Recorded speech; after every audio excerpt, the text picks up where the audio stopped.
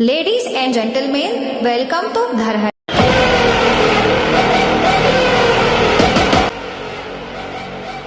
नमस्कार साथियों, तो आपको अपने महा टिस मैराथन में फिर से स्वागत है एक नए वीडियो के साथ।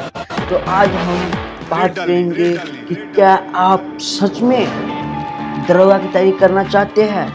क्या आप सच में police, army, SSC, CGL, MTS या बीपीएससी या पीसीएस या सचिवालय की तैयारी करना चाहते हैं, या आपका क्रैक करने का सपना है, सपना देख रहे हैं? तो चलिए आज हम सीधे उस सपने की सच्चाई को टेस्ट करते हैं। इस वीडियो में हम सिर्फ सवाल जवाब नहीं करेंगे, बल्कि हम सीखेंगे कि एग्जाम का माइंड सेट वह कैसे करता है, एग्जाम जो है वो माइंड सेट कैसे करता है, और टाइम बचाने का जो ट्रिक है, मुश्किल सवालों को 30 सेकंड में कैसे करें। और सबसे जरूरी बात यह है कि गेम चेंजर सवाल जो आपकी रैंक तय करेगा। कॉपी और कलम और पेन बिल्कुल तैयार हो जाए, क्योंकि अगले 30 मिनट में आपकी तैयारी को नेक्स्ट लेवल पर ले जाने वाले हैं। तो शुरू करते हैं आपको महा टिस मैराथन में। तो चलो सब तैयार हो जाओ।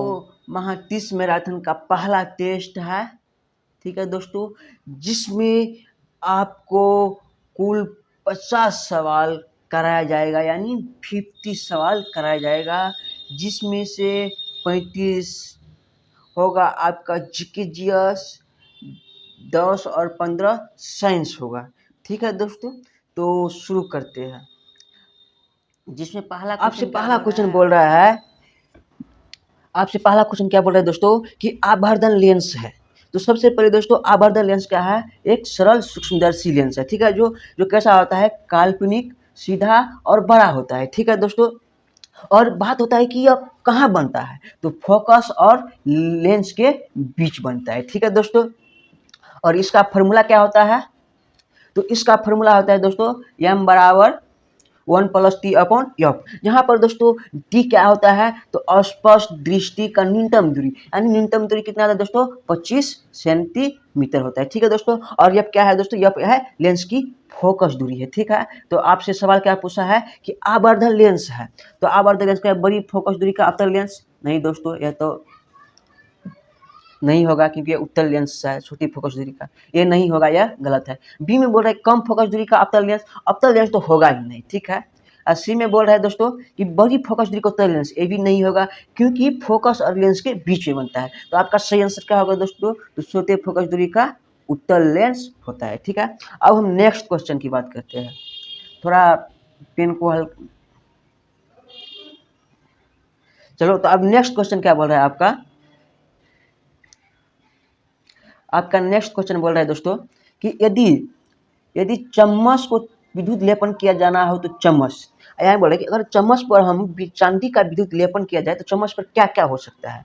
तो क्या दोस्तों, सिल्वर नाइट्रेट घोल में डुबाया जाता है। तो पहले यहाँ पर देखो, तो क्या होता है कि सबसे पहले आपको क्या होगा कि सिल्वर नाइट्रेट के घोल में डुबाया जाता है, ठीक है। आपसे 2 नंबर में ऑप्शन क्या बोल रहा है दोस्तों? ये भी सही है, दोनों का। चम्मच कैथोड बनाया जाता है, तो आप देख सकते हैं दोस्तों कि चम्मच तो यह है, यह कैथोड बनाया जाता है, यानी विलीनात्मक, ठीक है दोस्तों। आप क्या बोले कि चांदी एनोड बनाया जाता है। आपका जो चांदी है यह प्लस होता है, और जो चम्मच पर जो लेपन किया जाता है ये माइनस होता है। ये दोनों क्या करता है दोस्तों? आकर्षण हो जाता है, ठीक है। तो आपका डी में बोल रहा है कि उपयुक्त में से सभी, तो क्या हो जाएगा दोस्तों? उपयुक्त में से सभी। सिल्वर नाइट्रेट के घोल में डुबाया जाता है, ये भी सही है। चम्मच कैथोड पर बनाया जाता है, ये भी सही है। चांदी एनोड पर बनाया जाता है, ये भी सही है। इसी का सही क्या हो जाएगा? उपयुक्त में से सभी सही है। ओके, किसी को कोई डर तो आप कमेंट बॉक्स में बताते रहे, ठीक है। और आपसे उम्मीद है कि हम बताते हैं, आप अपने कॉपी पर 1-2 गिनती करके बनाते चलिए, और आप अपना लास्ट में स्कोर कमेंट जरूर बताइए, ताकि आपको ये भी पता चले कि आपको कितना सही हुआ। अगर आप 50 से 35 बना लेता है तो आपका नौकरी पक्का तय है, ठीक है दोस्तों। तो 3 नंबर क्वेश्चन क्या आप बोल रहे हैं? 3 नंबर क्वेश्चन बोल रहा है दोस्तों कि सर्दियों में हेड पंप का पानी गर्म होता है क्यों? सर्दियों में हेड पंप का पानी गर्म होता है क्यों? तो सर दोस्तों अगर मान लेते हैं कि हमें गर्म कब लगेगा, कोई वस्तु अगर हम पकड़ते हैं तो वह हमें क्या गर्मी देगा, तभी तो हमको गर्म लगेगा। अगर हम किसी वस्तु को गर्म देते हैं तो हमें ठंडा लगता है, ठीक है। तो यहाँ पे क्वेश्चन पूछा है कि सर्दियों में हैंडपंप का पानी गर्म क्यों होता है। अगर पानी गर्म होता है इसका मतलब यह है कि हमारा जो सर्दियों में वातावरण है, यानी ये सर्दियों में जो हमारा जो पृथ्वी का जो लेवल है, यानी लेवल है उसका पृथ्वी से ऊपर हम मान लेते हैं कि 15 डिग्री सेल्सियस है, ठीक है। और पृथ्वी से नीचे मान लेते हैं हम कि 17-18 डिग्री सेल्सियस है, ठीक है। अगर हम हैंडपंप का पानी को अगर हम चलाए ऊपर नीचा करें तो क्या होगा दोस्तों, पानी जैसे ही ऊपर आएगा, क्योंकि यहाँ का डिग्री तो 15 डिग्री सेल्सियस है, यहाँ 17 डिग्री सेल्सियस है, यहाँ पर 15 डिग्री सेल्सियस है, यानी क्या होगा कि इसका जो तापमान है हमसे 2 डिग्री ज़्यादा है, यानी यह हमको तापमान का एहसास कराएगा।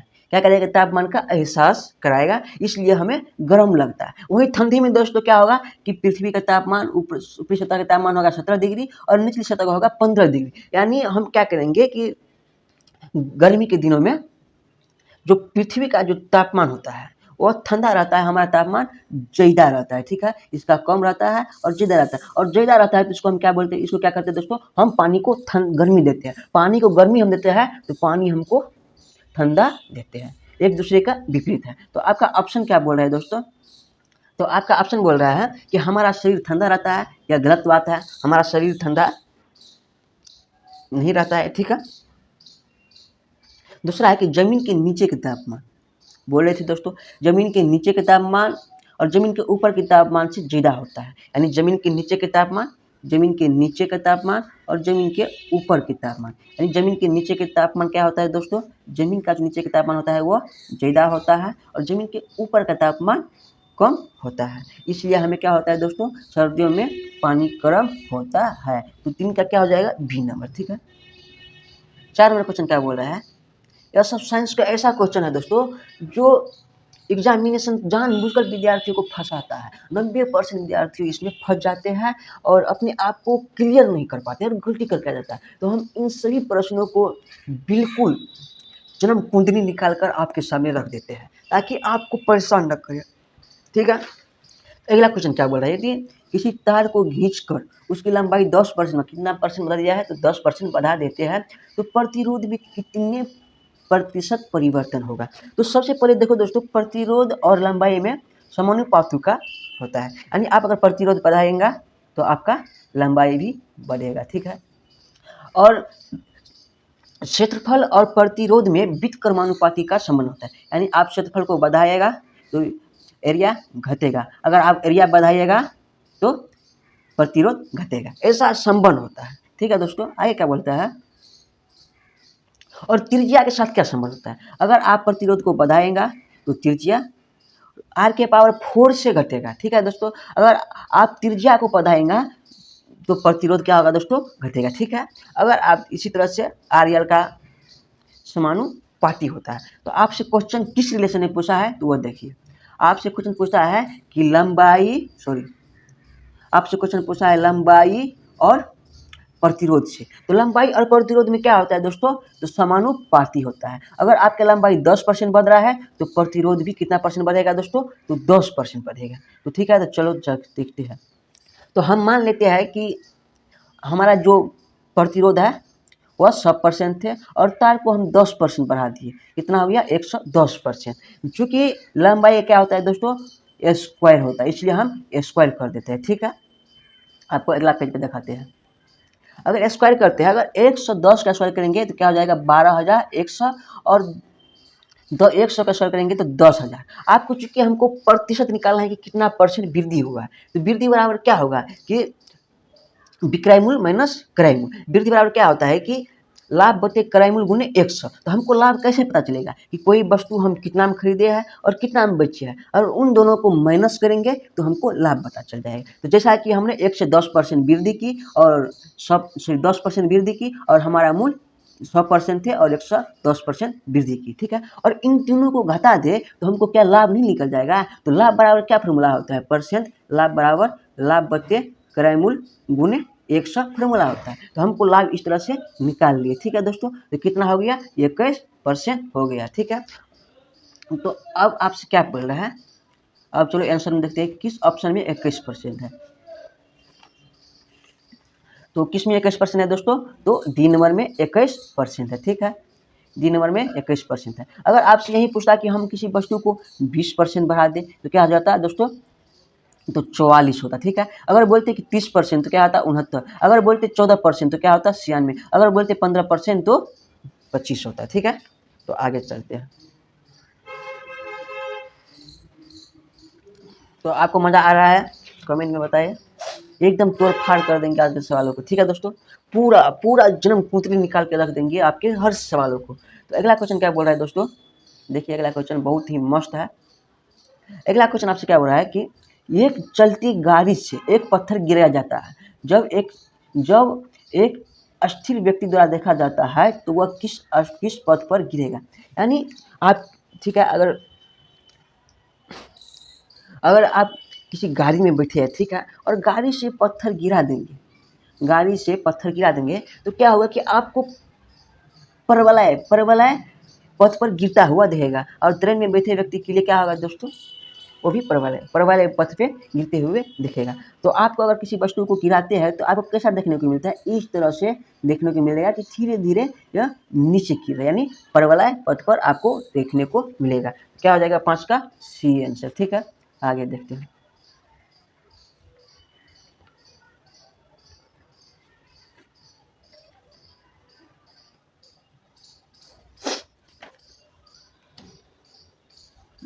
सिक्स नंबर क्वेश्चन क्या बोल रहा है दोस्तों आपसे कि विकृतीकृत अल्कोहल एथिल अल्कोहल और किसका मिश्रण है।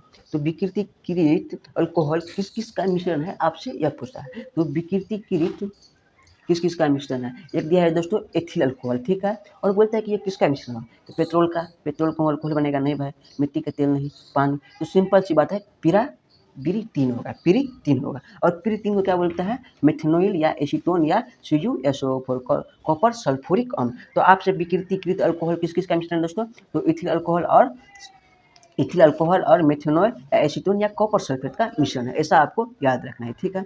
चलते हैं नेक्स्ट क्वेश्चन। आप बने रहे लास्ट तक, आपको मज़ा आ जाएगा। ऐसा क्वेश्चन पढ़ेंगे कि आपको बिल्कुल मज़ा आ जाएगा, ठीक है दोस्तों। अब क्वेश्चन पूछता है कि सभी गैस नियमों का पालन करने वाली गैस कौन सी होती है। सभी गैस नियमों का पालन करने वाली कौन सी गैस होता है, ऐसा आपसे क्वेश्चन पूछा गया है। तो PV बराबर NTRT, जो PV बराबर NTRT को फॉलो करते हैं, ठीक है दोस्तों। यही सभी नियम पालन करते हैं। वास्तविक गैस क्या होता है कि वन der वाल का नियम, वास्तविक गैस वन der वाल के नियम पर बात करते हैं। उसमें क्या होता है दोस्तों कि निम्न ताप एवं उच्च ताप पर वास्तविक गैस आदर्श गैस की तरह व्यवहार करने लगता है। किस ताप पर, निम्न ताप एवं उच्च ताप पर। लेकिन आपसे क्वेश्चन पूछा कि सभी गैस नियमों का पालन करने वाला कौन सी गैस है, तो दोस्तों आदर्श गैस आपको याद रखना है। इसका फॉर्मूला होता है PV बराबर NRT। किसी को डाउट तो नेक्स्ट क्वेश्चन देखते हैं। नेक्स्ट क्वेश्चन में क्या बोलता है, नेक्स्ट क्वेश्चन में बोलता है दोस्तों कि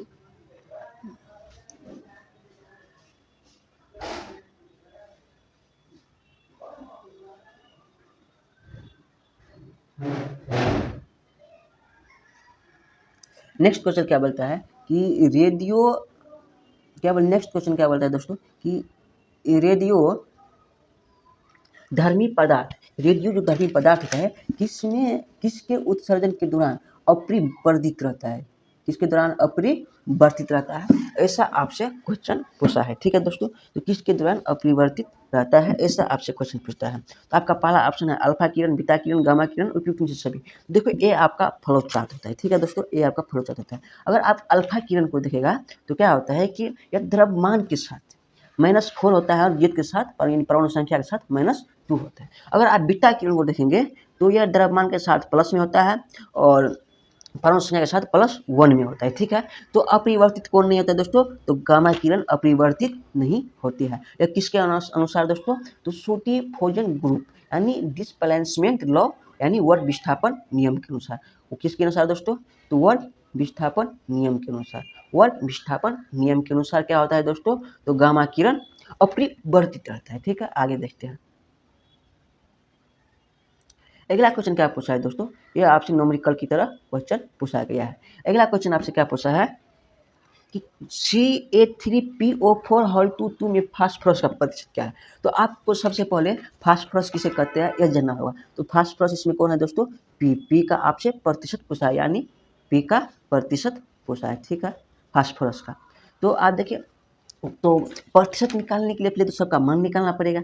तो आप देखिए कितने कैल्शियम कितने है 3Ca प्लस 2P यानी 2P यानी हमको इसका प्रतिशत निकालना है। अब कितना, वो कितना बच गया है दोस्तों, तो ओ बच गया 4 दूना 8, 8 को ओ हो गया है। ठीक है दोस्तों, यानी इसको हम लिख सकते हैं O8, इस तरह से लिख सकते हैं। और ओ का जो परमाणु संख्या होता है यानी 16 गुने 8, ऐसा हम लिख सकते हैं। तो 16 पंचे 80 लिख दिए। ठीक है, तो अब कैल्शियम का जो परमाणु द्रव्यमान होता है वो कितना होता है 40। कैल्शियम एक कैल्शियम के लिए 40, 3 कैल्शियम के लिए 3 गुने 40। आप देखिए पी के लिए कितना होता है 2P, पी का यानी फास्फोरस का कितना होता है द्रव्यमान 31, हमको इसी का प्रतिशत पूछा है। ठीक है दोस्तों, और 8 गुने 16 इतना निकालिए। ठीक है, और प्रतिशत निकालने के लिए सभी को पहले क्या करना पड़ता है दोस्तों, सभी को जोड़ना पड़ता है। और जिसको प्रतिशत बोलता है और सभी को जोड़कर जिसका प्रतिशत बोलता है उससे हम भाग गुना करके निकाल लेते हैं। तो हमको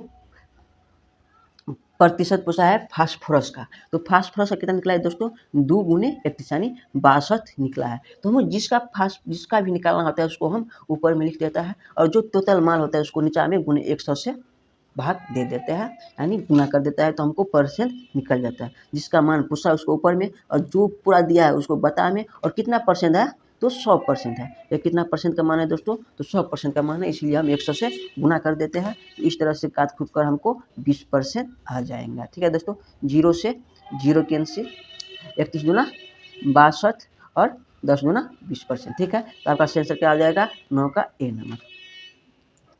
चलिए देखते हैं नेक्स्ट क्वेश्चन। नेक्स्ट क्वेश्चन क्या बोला है दोस्तों, द्रव में निलंबित कोलाइट है। द्रव में निलंबित कोलाइट है, क्या बोल रहा है दोस्तों कि द्रव में निलंबित कोलाइट है। तो क्या हो जाएगा, द्रव में निलंबित कोलाइट क्या है दोस्तों, तो क्या हो जाएगा इमल्सन। क्या हो जाएगा इमल्सन, क्या हो जाएगा इमल्सन हो जाएगा। ठीक है, अगर द्रव में द्रव हो तो उसको क्या बोलते हैं पायस बोलते हैं। गैस और जैसे हो तो क्या हो जाएगा फोम, जो साबुन का झाग होता है, इस तरह से क्या हो जाएगा इमल्सन हो जाएगा। ठीक है दोस्तों, आगे देखते हैं। 11 आपका जो साइंस का जो 10 क्वेश्चन थे वो आपका कंप्लीट हो गया। अब हम आते हैं किसमें दोस्तों, आपका जो साइंस था उसमें 10 क्वेश्चन कंप्लीट हो गया है। अब हम प्रवेश करते हैं किसमें, ज्योग्राफी में। किसमें दोस्तों, तो अब हम प्रवेश करते हैं, तो अब हम प्रवेश करते हैं ज्योग्राफी में, जिससे हमको 5 क्वेश्चन करना है। और यह ऐसा क्वेश्चन है जो आपके एग्जाम में बार बार देखने को मिलेगा। एक अच्छा लेवल का क्वेश्चन है, अच्छा कॉन्फिडेंट लेवल का क्वेश्चन है। ठीक है दोस्तों, तो चलो देखते हैं। तो आपका पहला क्वेश्चन क्या बोल रहा है, आपसे पहला क्वेश्चन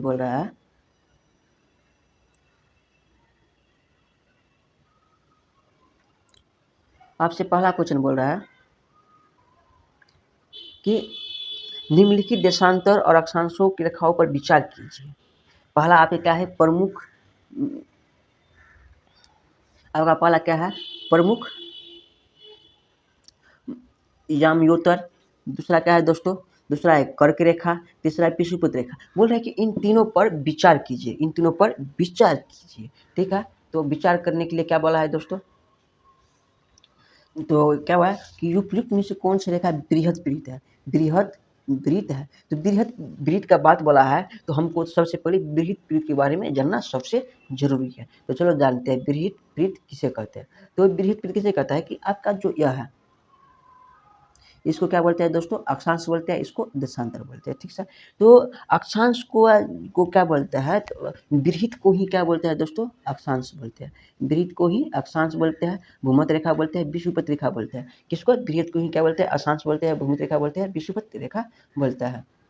तो आपसे क्वेश्चन पूछा है कि बृहद क्या है, बृहद क्या है दोस्तों, तो बृहद क्या है विषुवत वृत्त है। क्या है दोस्तों, विषुवत वृत्त है। तो विषुवत वृत्त कौन सा ऑप्शन हो जाएगा, 1 और 2 3, यह नहीं होगा। 1 और 2 भी नहीं होगा, 1 और 3 भी नहीं होगा। तो आपका सही आंसर क्या हो जाएगा दोस्तों? केवल 3 विषुववृत्त। और यह क्वेश्चन दोस्तों आपके यूपीएससी में देखने को मिला गया है, ठीक है। 80 लेवल का क्वेश्चन सब है।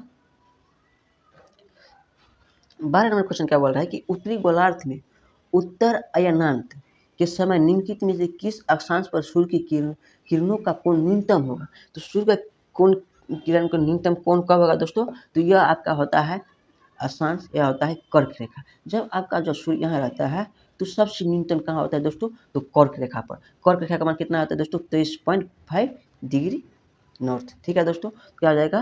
कर्क रेखा आपका सही आंसर।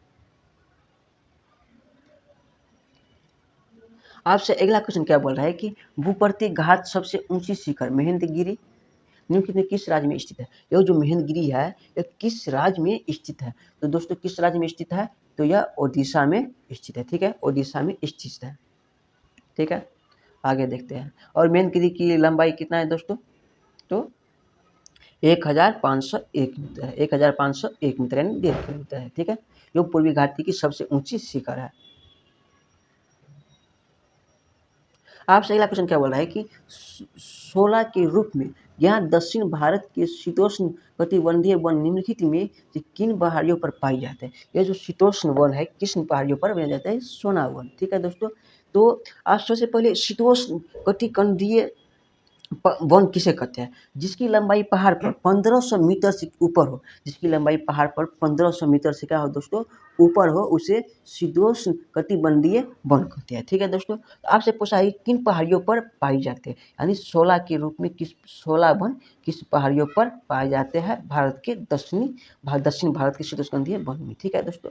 तो आपका पहला ऑप्शन है कि अन्नाम लाई, बी में है नीलगिरी, सी में है पालमी। आपका नीचे कोट का प्रयोग कर उत्तर पूछा गया है। तो आपका पहला ऑप्शन है केवल एक, नहीं केवल 1 2, केवल 2 3, केवल 1 2 3 यानी सभी। तो आपका सही आंसर क्या हो जाएगा? केवल 1 2 और 3 यानी इन सभी जगहों पर सैलावन पाए जाते हैं। ओके, किसी को कोई डर तो अपना स्कोर करते रहिए और आप अपने कमेंट में जरूर बताइए कि हमको कितना हुआ है दोस्तों। आप उधर इधर का वीडियो देखकर मत सोचिए कि हमको निकल जाएगा। वो सब जो पढ़ाते हैं वो हलवा वाला क्वेश्चन पढ़ाते हैं, जो एग्जाम में आपको आता है वो पढ़ाते नहीं, क्योंकि उसको पता है कि हम हलवा वाला क्वेश्चन देंगे तो विद्यार्थी हमारा वीडियो देखेगा। लेकिन हम यह नहीं चाहते, ठीक है। हम चाहते हैं कि विद्यार्थी को कॉन्सेप्ट मिले, ऐसे कॉन्सेप्ट वाले क्वेश्चन आए जो आपके एग्जाम में सीधे आते हैं, ठीक है दोस्तों। आपको भरपूर कॉन्सेप्ट वाले हम क्वेश्चन दे रहे हैं और उस क्वेश्चन का आपको जन्म कुंडली निकाल कर दे रहे हैं साथ में, ठीक है। यानी एक क्वेश्चन से आप 5 क्वेश्चन बना सकते हैं, ठीक है। आपको इस लेवल यानी एक क्वेश्चन से 5 क्वेश्चन, मेरे कहने का मतलब है कि इस टॉपिक पर आपको कोई भी क्वेश्चन देगा तो आपका हर क्वेश्चन के आंसर आना चाहिए, ठीक है। आगे क्या बोल रहा है दोस्तों? आगे बोल रहा है कि निम्नलिखित में से क्या बोल रहा है कि निम्नलिखित में से कौन सा गुजरात स्थित एक प्रमुख तेल क्षेत्र है? गुजरात में प्रमुख तेल क्षेत्र कौन सा है दोस्तों? तो कौन सा है दोस्तों? तो मरण है। जो मरण कहाँ है दोस्तों? असम में, असम में है। आपका पहला ऑप्शन है, गुजरात का पूछा है तो आपका पहला ऑप्शन है अंकलेश्वर। आपका वी आई क्वेश्चन है, आपका वी आई क्वेश्चन है दोस्तों। इसे रटते ही लोग कि गुजरात में प्रमुख तेल क्षेत्र कौन कौन से है। तो आपका प्रमुख तेल क्षेत्र कौन कौन है दोस्तों? तो अंकलेश्वर है, कोसंबा है और मेहसान है। आपका जो डी नंबर में है मरान, यह कहाँ है दोस्तों? असम में है। कहाँ है दोस्तों? असम में। तो आपसे क्वेश्चन पूछा है कि गुजरात स्थित एक प्रमुख तेल क्षेत्र नहीं है, तो कौन है दोस्तों? मरान नहीं है। आपसे पूछेगा मरान कहाँ है दोस्तों? तो मरान है आपका असम में है। कहाँ है? असम में। तो 16 15 नंबर का सही आंसर क्या हो जाएगा? डी फोर डॉग यानी डी यानी मरान होगा, ठीक है। डी फॉर देवरानी। वाह, क्या नाम है चुत्ता सर कहीं का। क्या बोल रहे हैं दोस्तों कि एक इस्पात संयंत्र के संबंध में निम्नलिखित कथनों को विचार कीजिए। ऐसा आपसे क्वेश्चन पूछा है, यानी बोकारो क्या बोलेंगे, एक इस्पात संयंत्र संबंध में निम्नलिखित में कथनों पर विचार कीजिए। आपका पहला है कि इसे रूस के सहयोग से 1964 में स्थापित किया गया था इस्पात संयंत्र को। यह राउरकेला क्षेत्र में लौह अयस्क प्राप्त करता है। जल और जल विद्युत की आपूर्ति दामोदर घाटी निगम द्वारा करती है। तो दोस्तों इस्पात संयंत्र के निम्नलिखित कथनों पर विचार कीजिए। तो यह भिलाई संयंत्र है? नहीं, यह भिलाई संयंत्र नहीं है। यह बोकारो संयंत्र है? यह बोकारो संयंत्र है। सी में बोल रहा है कि राउरकेला संयंत्र इस्पात संयंत्र है, राउरकेला नहीं है। डी में बुजुर्गपुर इस्पात संयंत्र है, नहीं है। तो क्या होगा दोस्तों, तो बोकारो, क्या होगा दोस्तों, बोकारो इस्पात संयंत्र होगा। आप देख सकते हैं दोस्तों कि एनसीईआरटी में सीधे लाइन से उठाया गया है क्वेश्चन है कि इस्पात स्वतंत्र रूस के सहयोग से 1964 में बोकारो में स्थापित किया गया था, ऐसा बोला गया है।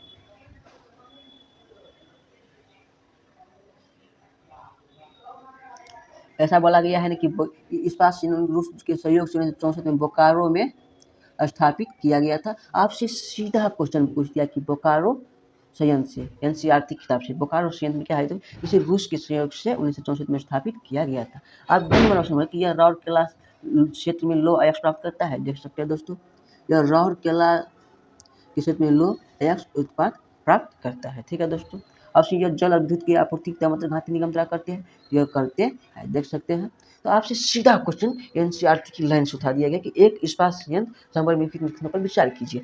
यानी कौन सा संयंत्र है जिसमें रूस के सहयोग से 1964 में स्थापित किया गया था, यह राउरकेला क्षेत्र में लौह अयस्क प्राप्त करता है और जल विद्युत और यह जल विद्युत की जल और जल विद्युत की आपूर्ति दामोदर घाट निगम द्वारा करती है। तो क्या देखते हो, बोकारो इस्पात संयंत्र, ऐसा क्वेश्चन आपको फंसा देगा। हम आपको शुरुआत में ही बोले थे कि 90% लोग इस क्वेश्चन में फंस जाते हैं कि जो थोड़ा ही टाइप चेंज करता है तो 90% लोग क्वेश्चन में फंस जाते हैं।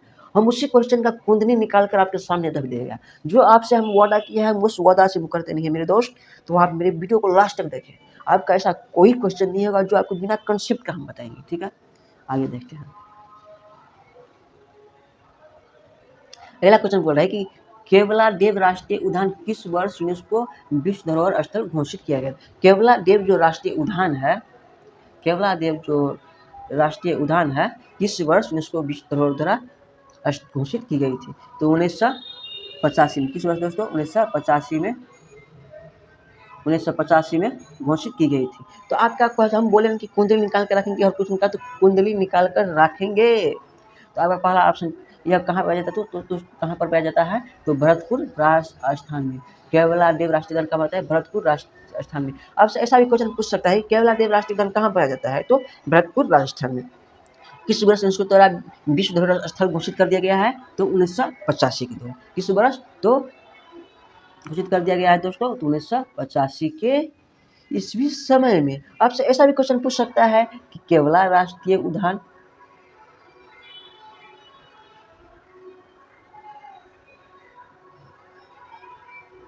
ऐसा भी क्वेश्चन पूछ दिया है केवला राष्ट्रीय उद्यान में किसके लिए परिचित है? केवला राष्ट्रीय उद्यान किसके लिए प्रसिद्ध है, तो पक्षियों के लिए। तो आपसे यहाँ देखो, हम बोले थे कि एक ही क्वेश्चन से आपको 500 क्वेश्चन बन जाएगा। तो आपसे पहला क्वेश्चन यह हो सकता है कि केवला राष्ट्रीय उद्यान यूनेस्को ने विश्व धरोहर पर कब घोषित किया, तो 1950 से पहला क्वेश्चन। आपसे दूसरा क्वेश्चन यह कहाँ पाया जाता है, तो भरतपुर राजस्थान में। तीसरा क्वेश्चन किसके लिए प्रसिद्ध है, तो पक्षियों के लिए प्रसिद्ध है। आपसे यह भी क्वेश्चन हो जाता है कि किसके द्वारा विश्व धरोहर घोषित किया गया था, तो यूनेस्को के द्वारा विश्व धरोहर घोषित किया गया था। यानी यह क्वेश्चन से आपको 5 क्वेश्चन बन सकते हैं। ठीक है, आगे क्या बोल रहा है क्वेश्चन, आगे बोल रहा है कि एक्ट ऑफ सेटलमेंट 1781 किस अधिनियम को कमियों को दूर करने के लिए लाया गया था? तो किसको दूर करने के लिए लाया गया दोस्तों, तो रेगुलेटिंग एक्ट 1773 को दूर करने के लिए लाया गया था। ठीक है,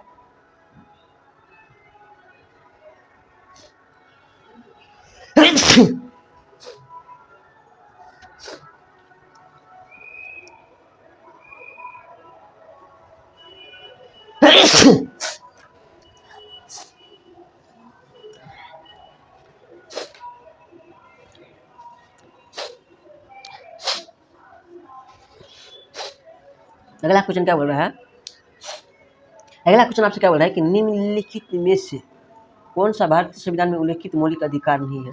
निम्नलिखित में से कौन सा भारतीय संविधान में उल्लेखित मौलिक अधिकार में नहीं है? ठीक है दोस्तों, मौलिक अधिकार में नहीं है।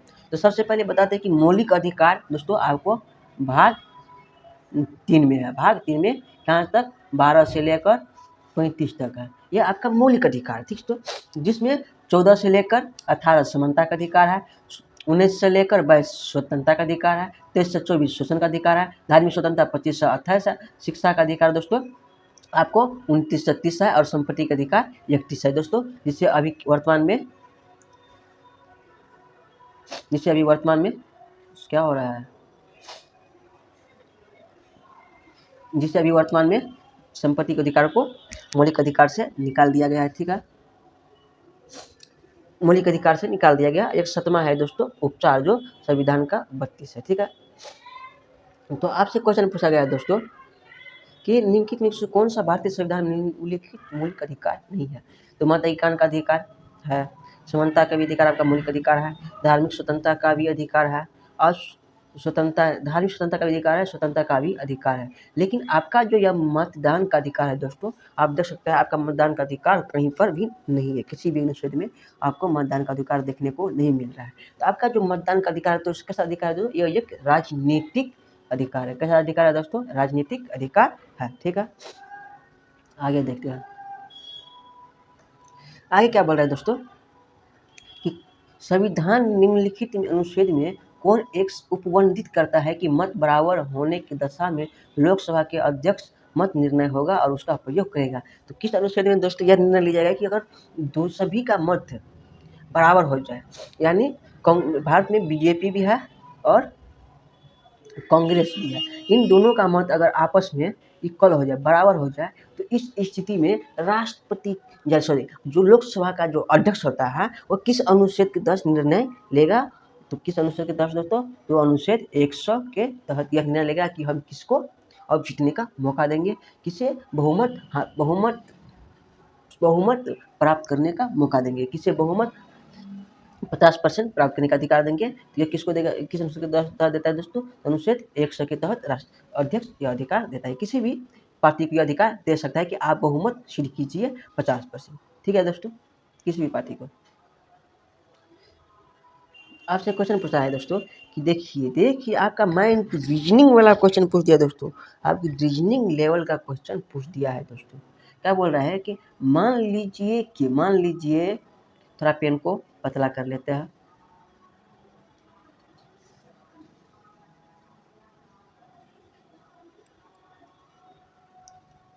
क्या बोल रहा है कि मान लीजिए कि प्रीति अपने सहेली के साथ सिनेमा हॉल में फिल्म देखने गई है। ठीक है दोस्तों, और जब चलता है कि पास की सीट पर उसकी नौकरानी बैठी है, उसके पास का सीट नौकरानी बैठी है जो फिल्म देख रही है, और वह प्रीति अपनी नौकरानी को सिनेमा हॉल से निकल जाने के लिए कहती है, यानी अपने बगल में बैठाती है, निकल जाने कहती है। उपयुक्त अभिदेश में भारतीय संविधान क्या निम्नलिखित में से कौन सा अनुच्छेद नौकरानी को राहत प्रदान कर सकती है। यानी इसका कहने का मतलब है कि यहाँ पर कोई मालिक है और इसके बगल में इसका नौकर बैठा है और इसको बोलता है कि यहाँ से निकल जाओ।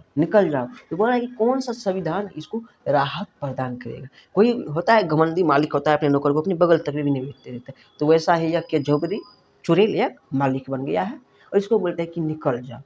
आपका पहला ऑप्शन है 16 में है दोस्तों की नियोजन अधिकार यानी समानता का अधिकार। आपका 15 है जाति धर्म का अधिकार। आपका 18 है दोस्तों उपाधि कानून, और 17 है दोस्तों अस्पृश्यता कानून। यहाँ पे दोस्तों एक नौकर जाति है, एक नौकर मालिक क्या है दोस्तों, जाति है। ये नौकर मालिक एक जाति है। तो यहाँ पर संविधान को कौन सा अनुच्छेद राहत प्रदान करेगा, तो अनुच्छेद 15 प्रदान करेगा, क्योंकि यह एक जाति है।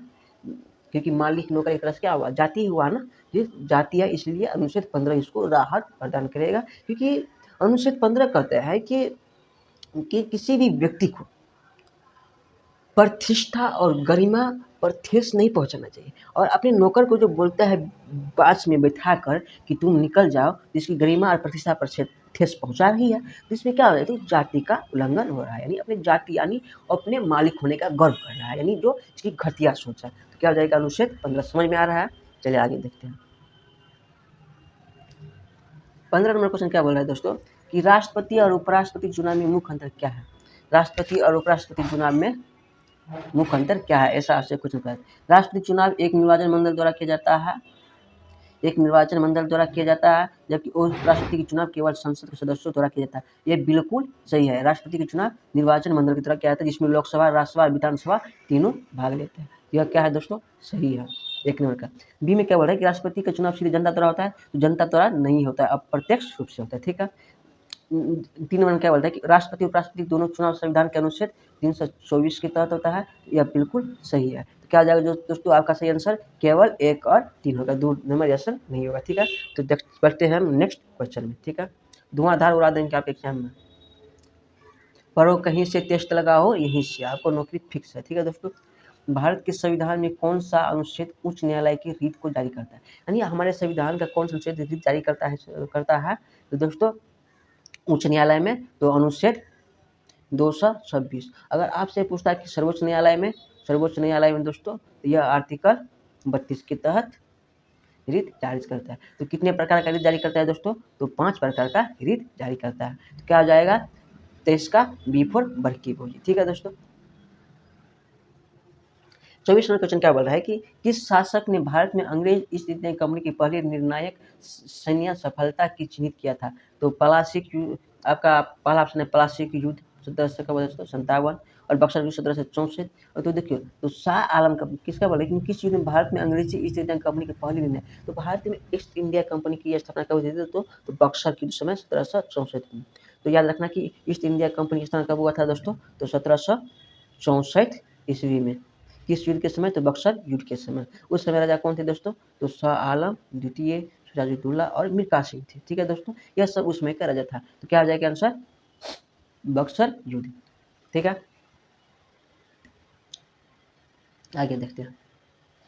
अगला क्वेश्चन क्या बोला है, किस वायसराय की हत्या अंडमान निकोबार द्वीप समूह में शेर अली अफरीदी नामक अपराधी द्वारा की गई थी, यानी किस वायसराय की हत्या अंडमान निकोबार द्वीप समूह, कहा अंडमान निकोबार द्वीप समूह में शेर अली अफरीदी नामक अपराधी द्वारा की गई थी, किस वायसराय की। तो वह वायसराय कौन थे दोस्तों, तो लॉर्ड मेयो वायसराय थे। कब किया था दोस्तों, 1872 में किया गया था, ठीक है।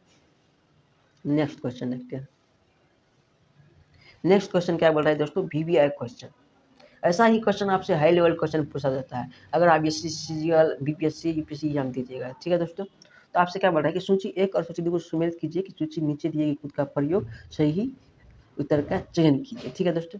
तो आपका पहला है कि चतकांव शस्त्रागत हमला 1930 में किसने किया था दोस्तों, तो सूर्य सेन ने किया था। बी में बोल रहे काकोरी षड्यंत्र 1925 में किसने किया था दोस्तों, तो रामप्रसाद बिस्मिल ने किया था। अब लाहौर षड्यंत्र तो जनित दास ने किया था, ठीक है दोस्तों।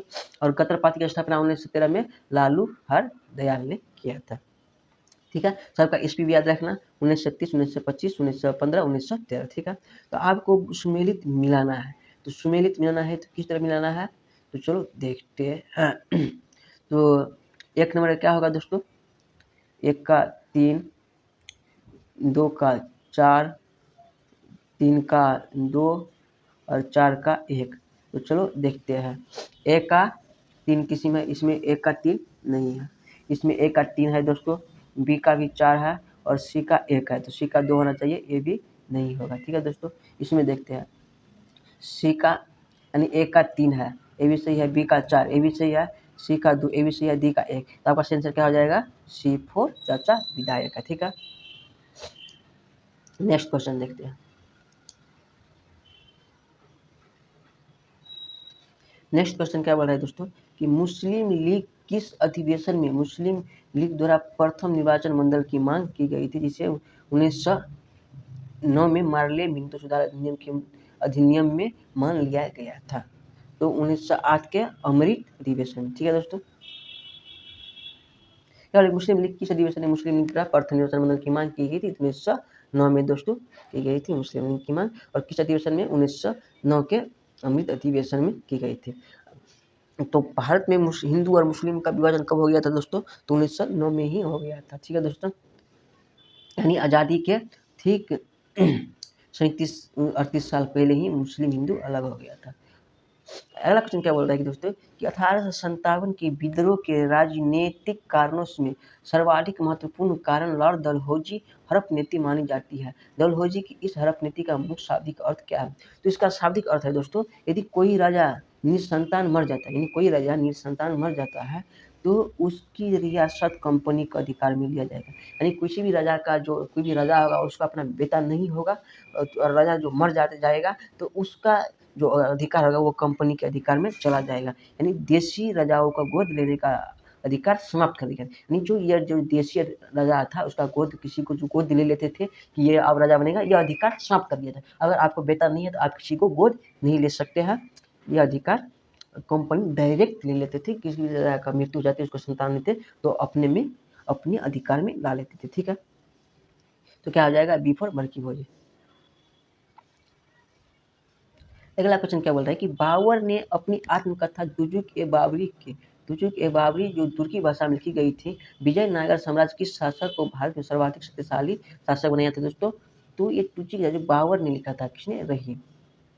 और रहीम बाबर नाम, रहीम इसका जो नाम है। ठीक है दोस्तों, तो भारत का शक्तिशाली शासन बताया गया था। तो किसने बताया था कि सबसे शक्तिशाली शासक तो बाबर को? तो कृष्णदेव राय ने बताया था। ठीक है, अगला क्वेश्चन क्या बोला कि सूची एक को सूची 2 से सम्मिलित कीजिए। तो हड़प्पा कहाँ है दोस्तों? रावी नदी पे। एक का क्या हो जाएगा? 2। बी में क्या है? मोहनजोदड़ो कहाँ है दोस्तों? मोहनजोदड़ो है सिंधु में। सी में क्या है दोस्तों? कि लोथल कहाँ है दोस्तों? तो भोगवा में। तो देख सकते हैं दोस्तों, आपका 1 नंबर बिल्कुल सही आंसर है। ठीक है, अगला क्वेश्चन क्या बोल रहा है, किस पंचवर्षीय योजना के कार्डकील योजना के नाम से भी जाना जाता है? तो किस पंचवर्षीय योजना को कार्डकील योजना के नाम से भी जाना जाता है दोस्तों? तो तृतीय पंचवर्षीय योजना को जाना जाता है। ठीक है दोस्तों, आगे देखते हैं। अगला क्वेश्चन क्या बोला है कि क्षेत्रीय ग्रामीण बैंक आरआरबी की स्थापना किसकी सिफारिश पर हुई? क्षेत्रीय ग्रामीण बैंकों के आरआरबी की स्थापना किसकी सिफारिश पर हुई थी दोस्तों? तो नरसिम्हन समिति की सिफारिश पर।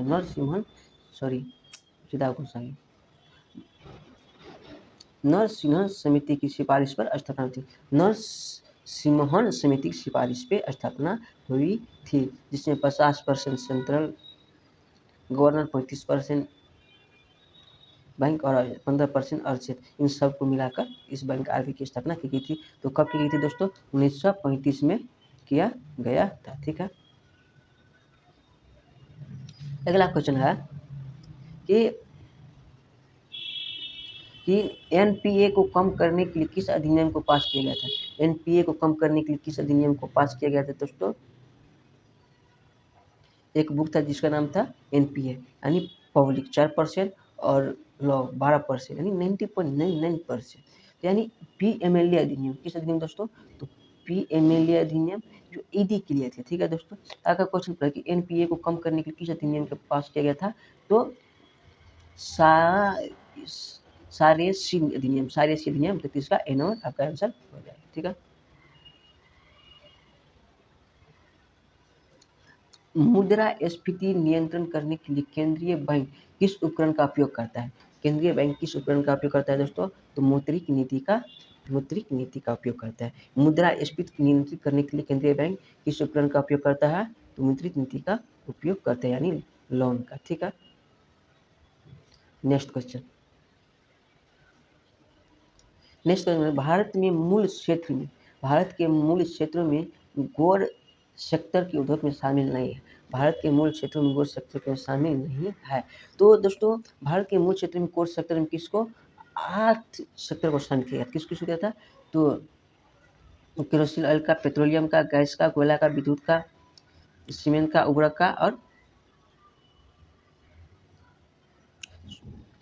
सल्ट का। ठीक है दोस्तों, तो इसमें किसका नाम नहीं है दोस्तों? प्राकृतिक गैस का, इसका भी शामिल किया गया था, नेचुरल गैस का।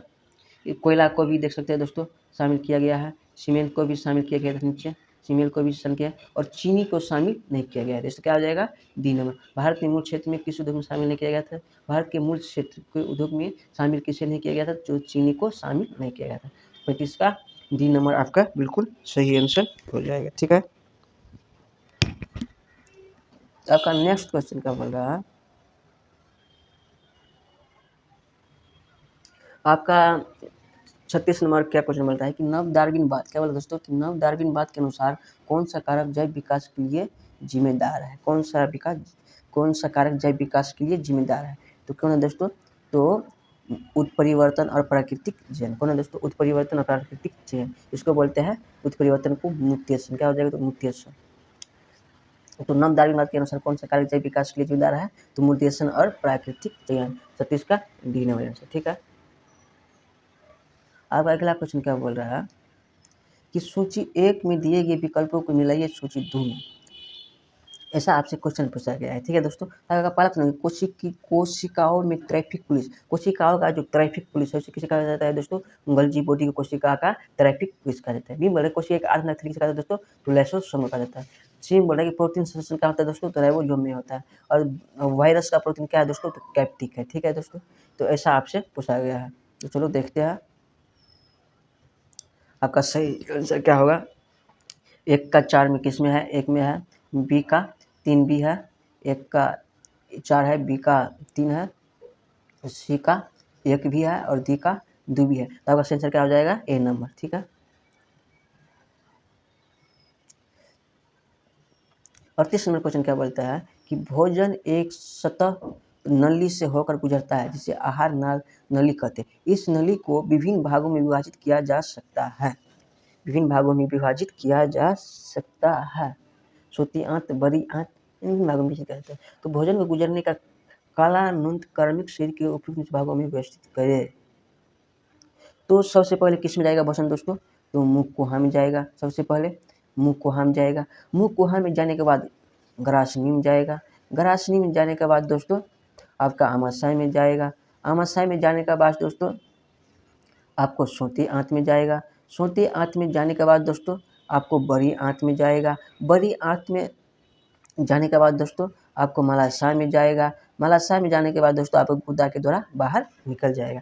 क्या हो जाएगा? 1 का ए नंबर आंसर। ठीक है।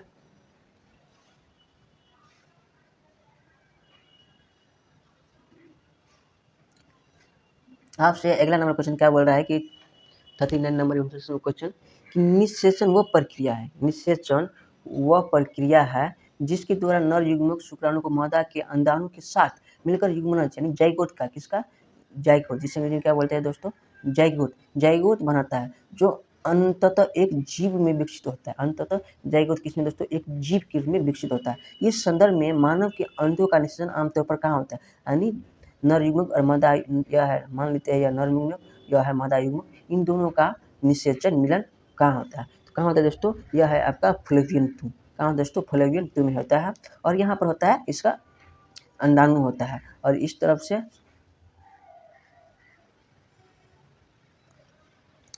यहाँ इस यह दोस्तों क्या होता है? आपका अंडाणु होता है।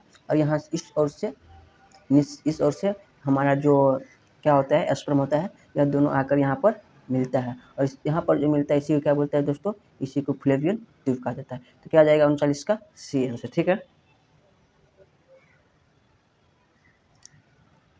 40 नंबर क्वेश्चन क्या बोल रहा है कि निम्नलिखित में से कौन सी खनिज शरीर में उनकी कमी को प्रभावी से सही ढंग से मेल खाता है? निम्नलिखित में कौन सा खनिज उनके कमी से प्रभाव को सही ढंग से मेल खाता है?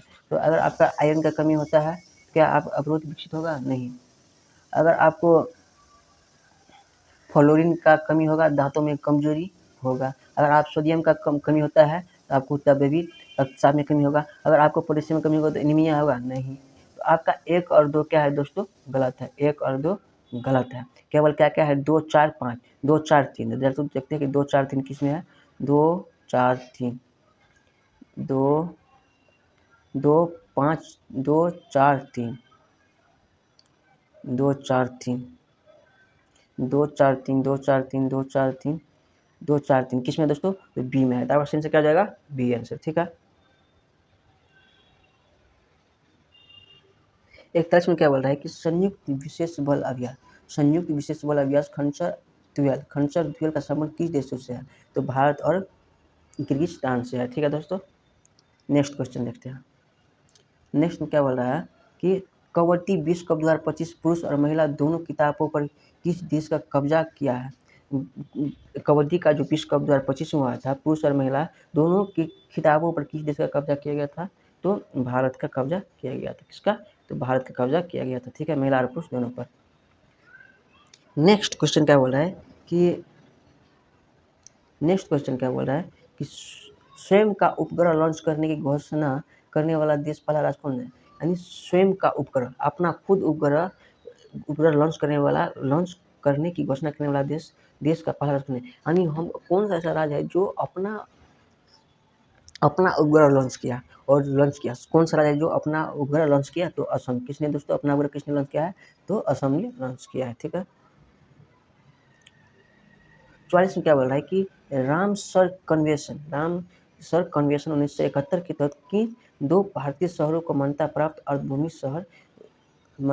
अर्धभूमि रूप से अंतर्राष्ट्रीय मान्यता प्राप्त है, तो इंदौर और इडियोपुर। ठीक है दोस्तों, नेक्स्ट क्या बोल रहा है कि हाल ही में किसे सुजनी गदाई कला के क्षेत्र में योगदान के लिए परम श्री से सम्मानित किया गया था दोस्तों, तो निर्मला देवी को किया गया, याद रखना। ठीक है, याद रखने वाला क्वेश्चन है। अगला क्या बोल रहा है कि हाल ही में भारत के नए मुख्य चुनाव आयोग के रूप में किसे नियुक्त किया गया था दोस्तों, तो ज्ञानेश कुमार को नियुक्त किया गया था। ठीक है, याद रखना। भारत का पहला विश्व शांति केंद्र उद्घाटन कहाँ है दोस्तों, तो गुरुग्राम में है, याद रखना दोस्तों, बहुत ही इंपॉर्टेंट क्वेश्चन है। नेक्स्ट क्वेश्चन बोल रहा है दोस्तों रणजी ट्रॉफी 2025 के विजेता टीम बने हैं दोस्तों, तो कौन बना है दोस्तों, तो केरल बने हैं, याद रखने वाला क्वेश्चन। ठीक है, आगे बोल रहा है कि अंतर्राष्ट्रीय ओलंपिक समिति की पहली महिला अध्यक्ष किसे चुना गया। अंतर्राष्ट्रीय ओलंपिक समिति की पहली महिला अध्यक्ष किसे चुना गया दोस्तों, तो क्रिस्टी केवेंट्री को चुना गया है। ठीक है, नेक्स्ट क्वेश्चन। नेक्स्ट बोला कि 69वीं ज्ञानपीठ पुरस्कार किसे दिया गया दोस्तों, तो विनोद कुमार शुक्ला को दिया गया है। ठीक है, इस तरह से हमने पूरे 50 क्वेश्चन कर लिया है दोस्तों, पूरे 50 क्वेश्चन। अगर आपको इस 50 क्वेश्चन में किसी भी तरह का डाउट है तो बेफिक्र आप कमेंट में लिख सकते हैं। और आपको हम बताइए थी कि आप हमारे साथ स्कोर करते चलिए, तो आपने जो स्कोर किया आप जो कमेंट में जरूर बताइए कि हमको कितना सही हुआ। अगर आपको 50 में 35 आ जाते हैं तो आपका विश्वास कीजिए कि आपको 2025 में नौकरी पक्का है दोस्तों। ठीक है दोस्तों, तो पूरे हम 50 क्वेश्चन करा दिया है। तो अगर आप चाहते हैं कि PDF दोस्तों, तो आपको यह PDF कहाँ मिलेगा,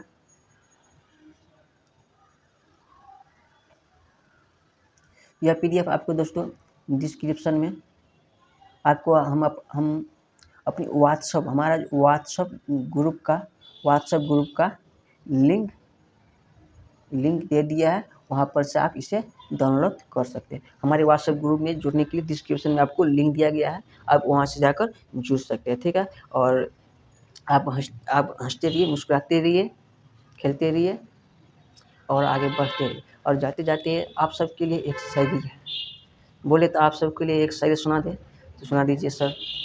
तो क्या कहते हैं, जिंदगी परिस्थिति और शांत मन से ली गई भावनाओं पर चलता है। जिंदगी परिस्थिति और शांत मन से ली गई भावनाओं पर चलता है, बल्कि किसी के बहकावे पे आने से नहीं। तो दोस्तों, तो इस शायरी के माध्यम से हम यही कहना चाहते हैं कि अपनी जिंदगी का जो फैसला लेना है वह शांत और परिस्थिति में ले और किसी के बहकावे में नहीं। आपको जिस भी फील्ड में ऐसा लगता है उस फील्ड का तैयारी करें जब तक। ठीक है दोस्तों, तो यहीं पर आज हम अपनी वाणी को समाप्त करते हैं। आप सब हंसते रहिए, मुस्कुराते रहिए, पढ़ते रहिए, खेलते रहिए और तोड़-फाड़ तैयारी करते रहिए। आपको आपके एग्ज़ाम के लिए आपको ढेर सारी शुभकामनाएँ। आप तैयार करते रहें, हर एग्ज़ाम में आपको सक्सेस मिलेगा। एक कहते हैं ना कि सेल्फ